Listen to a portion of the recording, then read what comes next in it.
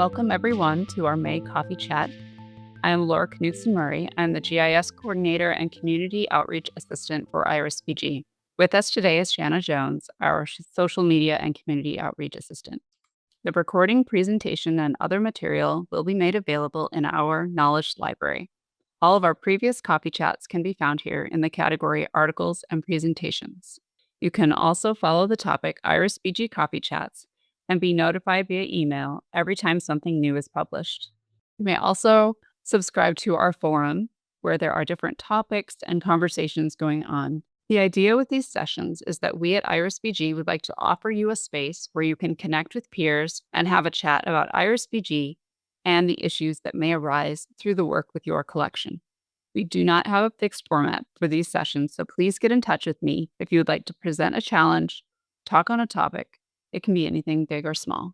Hopefully you can make some new connections here, and together we might become a bit wiser. Save the date for our 2 coffee chats coming up in July.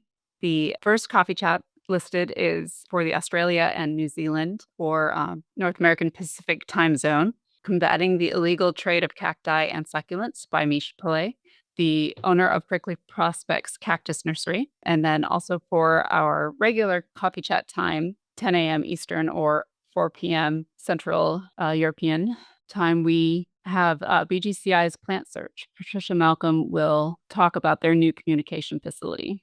Here's a map, an overview of all the institutions represented today. It's great to see so many from the community. We will have a regular poll today where you will rate your experience using IrisBG.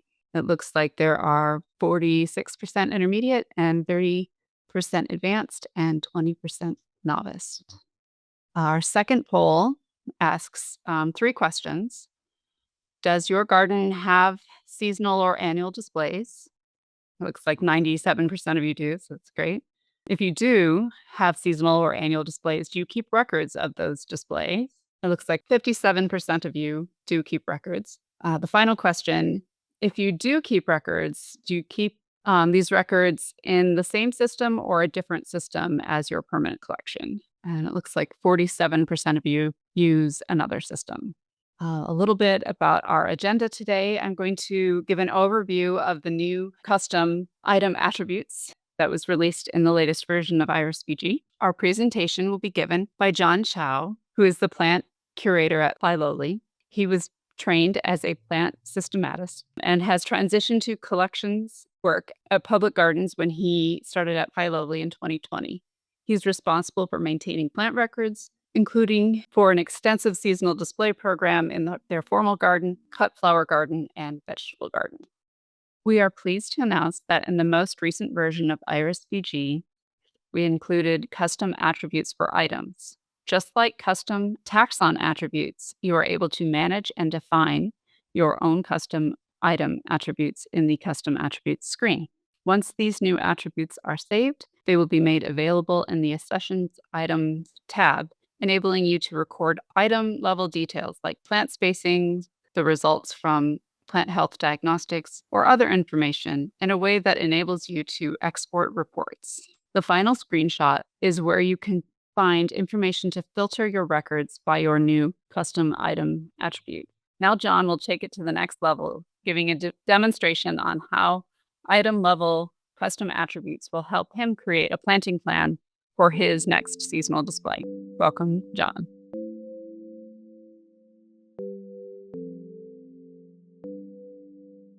I'm going to start with an introduction to Filoli and our seasonal display program, and then I'll go into the details of how we keep records for our annual plants. So Filoli is a historic house and garden about 50 kilometers or 30 miles south of San Francisco, California. It was started in 1915 as the private country estate for the Bourne family, who made their money in gold mining. In the 30s, it was purchased by the Matson Roth family, who lived there for about 40 years before donating it to the nonprofit organization, the National Trust for Historic Preservation, in 1975, after which Filoli was opened to the public. Located on the slopes of the Santa Cruz Mountains, the property includes a little over 650 acres of natural lands, mostly oak woodland and redwood forest. The original mansion and other buildings, a 16-acre English Renaissance-style formal garden, which includes both display areas and production areas for growing cut flowers, vegetables, and fruit, and a separate 7-acre fruit orchard. Since the earliest days of the garden, seasonal displays with large beds of annuals have been an integral part of the garden. These beds were changed out several times a year to create different displays in different seasons. The seasonal beds included production areas with annual cut flowers and vegetables. So continuing from the time Filoli was a private estate to the present day, it's part of the yearly cycle at Filoli for certain areas of the garden to be planted completely anew, nurtured to put on their floral show, and then completely cleared to be readied for the next season's plants to go in. Here's an aerial view of the gardens at Filoli. Now I've highlighted in pink the garden locations that are considered to have seasonal displays. There are about 30 individual beds in the formal gardens, in addition to about 70 bed rows in the cut flower garden and about 40 bed rows in the vegetable garden. This number of locations has changed over time. Recently, the number has decreased as seasonal beds have been converted to perennial beds in an effort to be more sustainable. In the formal garden, there are two major planting seasons of the seasonal display beds in the spring and summer. Spring includes bulbs and annuals, and summer includes mostly annuals and perennials that are used for just the year. In addition, there are pots prepared for the spring, summer, and fall into winter. There are more than 60 possible pot locations in our database. In the cut flower and vegetable gardens, there are roughly 3 seasons per year in the spring, summer, and fall. So you can see that there are a lot of seasonal changes and data to keep track of. I was lucky to have inherited a record-keeping program for seasonal displays when I started Filoli in 2020. I've continued to refine and standardize our procedures and has worked really well for us here. So why keep records of seasonal displays and annuals in your plant database? For the same reason as with any plant, it's useful to see exactly what has been in a certain location at a point in time, and to be able to easily find all the information associated with those plant accessions. Some beds might be a mix of permanent collections and seasonal plants, and it's valuable to have a complete inventory of everything in a bed at any point in time. Having all this data in the database also makes it easy to generate reports and labels. I hope I can show you today that the process of keeping records for annuals doesn't have to be overly onerous, and in fact, it can help with the management of seasonal displays. So this process of record keeping for annuals begins, like with any other plant, with accessioning. For our seasonal displays, the majority of plants we propagate ourselves from seed. In the spring, we also purchase a lot of bulbs that will be used just for the spring. Sometimes we'll also start plants for seasonal displays from plugs we purchase or cuttings we take of plants already in the garden. With everything having an accession number in IrisBG, we can easily keep track of what happens to each plant and also find all the information associated with each plant, like the origin, quantity ordered, date received, etc. The next step after accessioning is whoever is responsible for designing the different seasonal display areas will make a plan. With the specific plants required for each location, the quantity needed, when seeds or cuttings should be started, and other notes, and put that into a standardized spreadsheet as you see here. This workflow depends on using the data import module in IrisBG. If you're familiar with data import, you'll see that this spreadsheet is set up for importing into IrisBG. Any column with the header in the first row will be imported. The columns without headers I use to put in my own notes that don't need to be imported. Similarly, in this first column with the header action, I can put hashtags for rows that I want to use to keep notes. The hashtag tells IrisBG to not import data in those rows. So some things to notice here are that most of these columns are for item level fields. And starting with the fourth row here, each row will create a separate item for an accession, for a particular accession in a particular location. The first column after action here is one of these new custom item attributes that I created to indicate the season and general garden location that this plant, that this accession is for. For example, this is going to be for spring 2025 in the formal garden.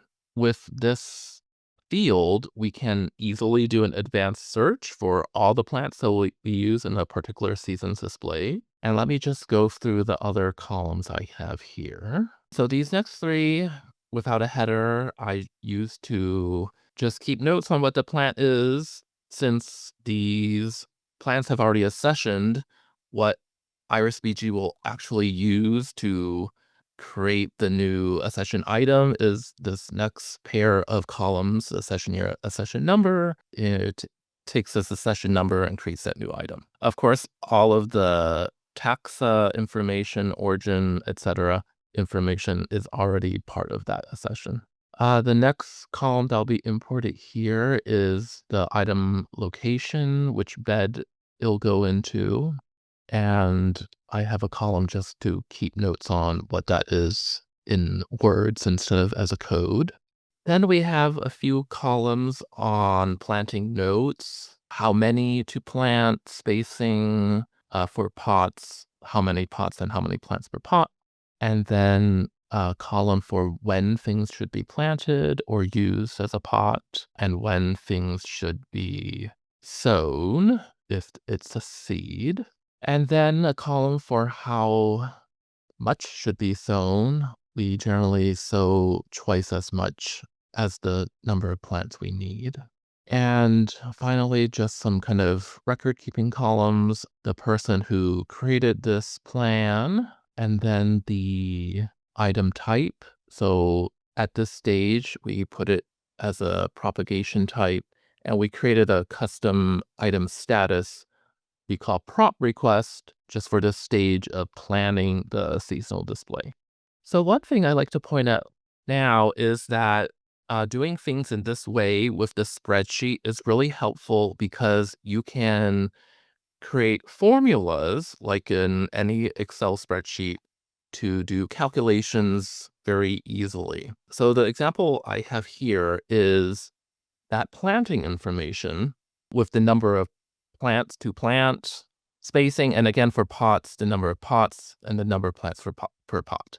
So we do want to keep track of those different kinds of information separately, like the number of plants, so we can easily get statistics on the number of plants that we plant in total for a season, the number of pots that we create for a season. But then for other people who will be looking at this information, it's helpful to have all of this information together in one field. So I created a formula here that basically just combines these next three columns and adds a few words, like instead of just the number 200, it says 200 plants, and adds a comma to separate from the next set of information into this column, so it's all collated together in one column, so it's easy to read for other people looking at this information. I'll show another example of this kind of planning spreadsheet where formulas are even more helpful. So this is a planning spreadsheet for a vegetable garden. And in our vegetable garden, the beds are more standardized. They're all the same size, more or less. But the way things are planted can be more variable in terms of spacing. So, some vegetables, they need to be spaced further apart. Some are smaller and can be closer together. So in this planning spreadsheet, we have a series of formulas to easily calculate based on the total length of a row that a crop will take up and the spacing that we want for the crop. We can easily calculate the number of seeds, the number of cell packs, number of flats that need to be sown for that vegetable. And I'll go over some of that now. Let me just briefly go through some of these columns again. So again, we have the action column, which we can use to set aside rows that won't be imported with the hashtag. And then we have our custom item attribute to indicate the season and the general garden location. So this is fall 2024 in the vegetable garden. when things should be done, the location where things are going, and what the plant in a session is. And here is where the formulas start. So our rows are about 35 feet long. And in this column here, we can indicate the proportion of a whole row that crop will take up. So this chart is taking up the entire 35-foot row here. And this next column here is formula. And then we put in the spacing, and based on this number, oh, and also the number of rows per bed, the next set of columns will calculate the number of beds per bed foot, the total number of plants that will need to fill that space. Based on that total number of plants, the total number of seeds that should be sown, it's always a quantity greater than the plants we need, in case there are failures. And based on the number of seeds that need to be sown, we can calculate the number of cell packs we need and the number of flats we need. I will point out here that I created this spreadsheet before the custom item attribute function was available. So some of these fields are things I had to use before that was possible. They're just kind of other random fields I use to store this information. Okay, anyways, so once you have this planning spreadsheet done, you can import that into IrisBG.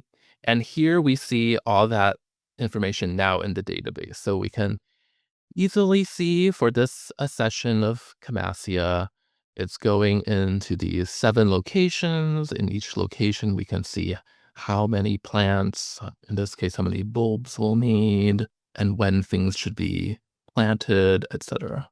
So the next step is the propagation, the seed sowing, and pot planting.